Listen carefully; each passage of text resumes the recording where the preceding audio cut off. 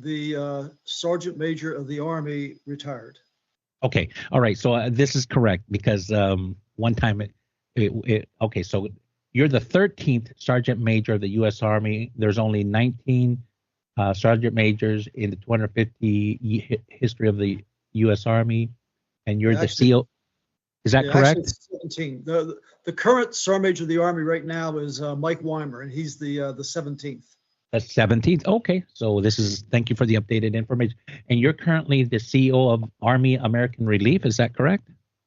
No, that's Tony Grinston is the CEO of Army Emergency Relief. Okay. My apologies, sir. Uh, Kenneth Preston is the CEO of Savage Mountain Capital LLC. I believe that is correct, correct? That's correct. Okay. I'm all right. Finally hitting something. A nationwide private money lending and hard money brokerage based in Mount Savage, Maryland. Leveraging his extensive leadership experience, Kenneth leads Savage Mountain Capital in providing tailored financial solutions to real estate investors for non-owner occupied projects, including fix and flip rental, new construction, commercial deals. Guided by a brand rooted in honesty, integrity, and hard work, Savage Mountain Capital combines a legacy of resilience with modern financial expertise. Welcome, Sergeant Major Preston to this AHF. Can you share one piece of insider knowledge that many job seekers might not be aware of that would find incredibly helpful in their job search? And if you also want to fill in, give us a little bit more introduction of yourself, that's fine too. And then answer that one question. We would really appreciate it. Welcome, and the floor is yours. Okay, thank you very much, and good afternoon, everyone, depending on where you are. I'm here on the East Coast, but yeah, a little bit of my background. I mean, you can look up. There's a Wikipedia page out there. There's all kinds of stuff on the internet, so you can find a lot of things about my history. But what I'll do is I'll share a couple of things that you won't find out there. And first, I grew up in a little small town out in the mountains of Western Maryland. So the little town of Mount Savage that you see there, it sits 4 miles from the Pennsylvania state line and 11 miles from West Virginia. So it's way back up in the Appalachians. And the reason Mount Savage was ever established out here where it's at is this is where the mines were. This is where the iron ore was mined. In fact, the first iron rail in the United States was cast in Mount Savage. And up until that point, all the iron rails for the railroads back in the 1800s were imported from England.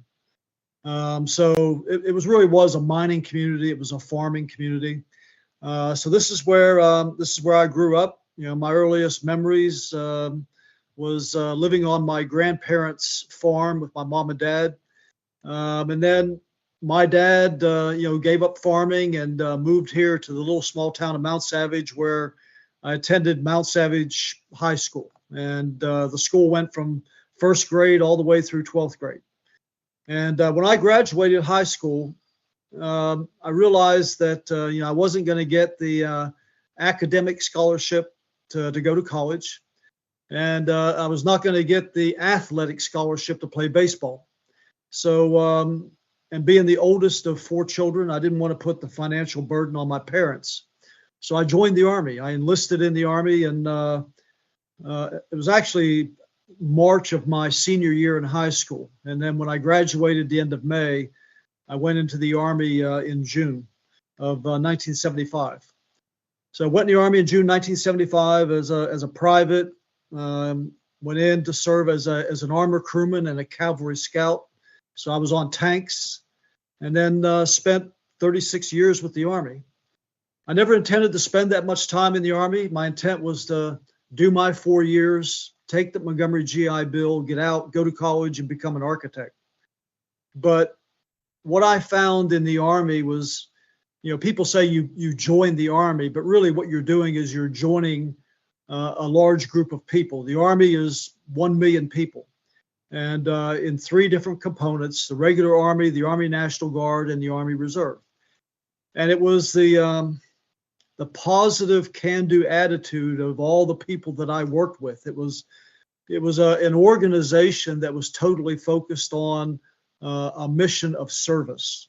And this is what really I needed. I needed something where at the end of the day, I felt good about myself. I felt good about the work that I was able to provide and what I was able to give to that organization.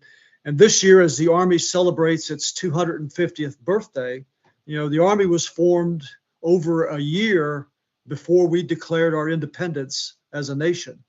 So, the Army has come a long way. And, I fell in love with the Army, and I stayed. And, one duty assignment led to another duty assignment, and I rested for 3 years at a time. And but the Army took me to Texas because I wanted to get as far away from the mountains of Western Maryland. I wanted to travel and see the world. So I saw Texas, spent a couple years there, went to Europe, spent 3 years in Germany with a family. The Army paid for my family.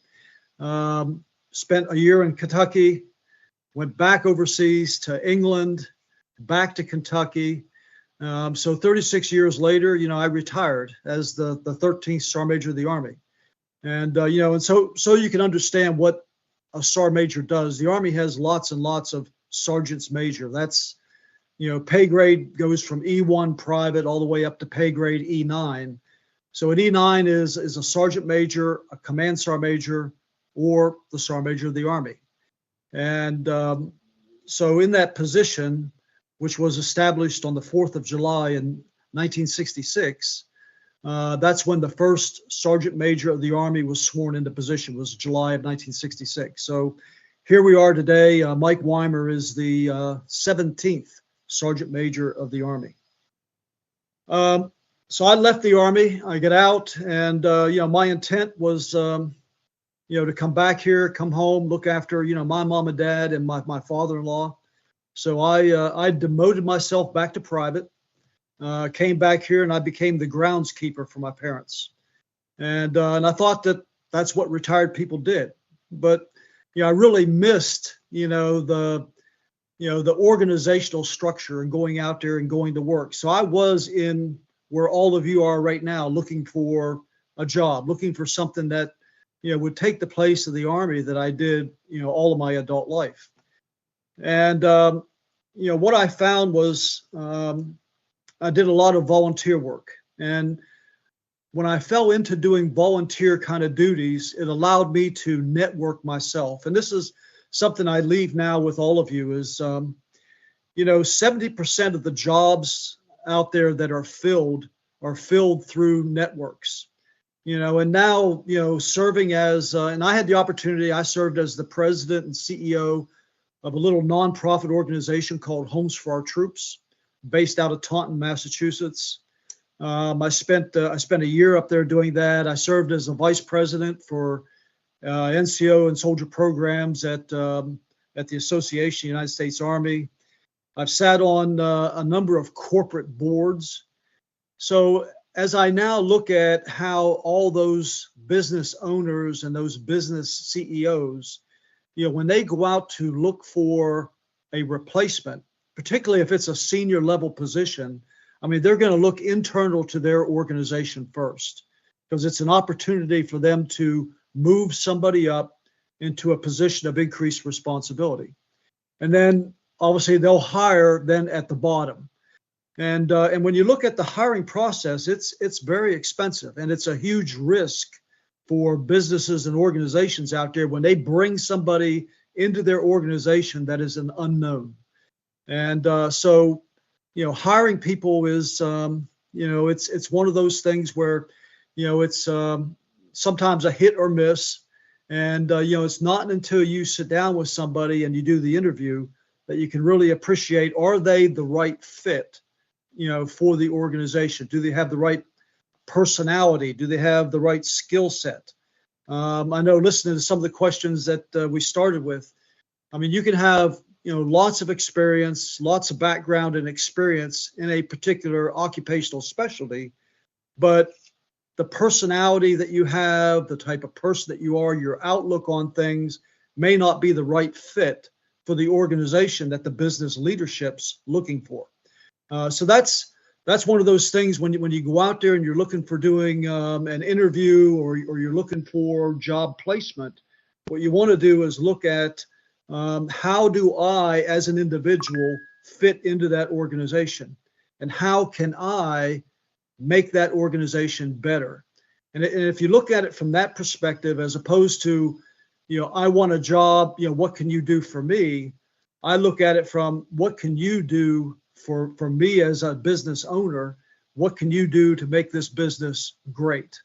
And so in addition to Savage Mountain Capital, I'm also a business coach, a 10X business coach for Grant Cardone's business executives. So I do a little bit of that as well. So with that, I'll stop there. And I wanted to kind of throw enough stuff out to, kind of prime the pump a little bit. And I look forward to your questions.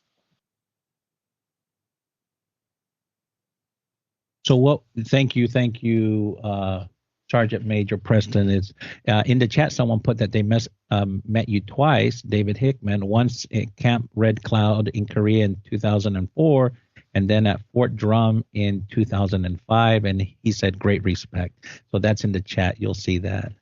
Thanks very much. That's pretty cool. The world is small, right? So the floor is open for questions. Renee, raise your hand. Renee will recognize you, and she'll keep order, and she'll ask you to come off mic. And I think she's got a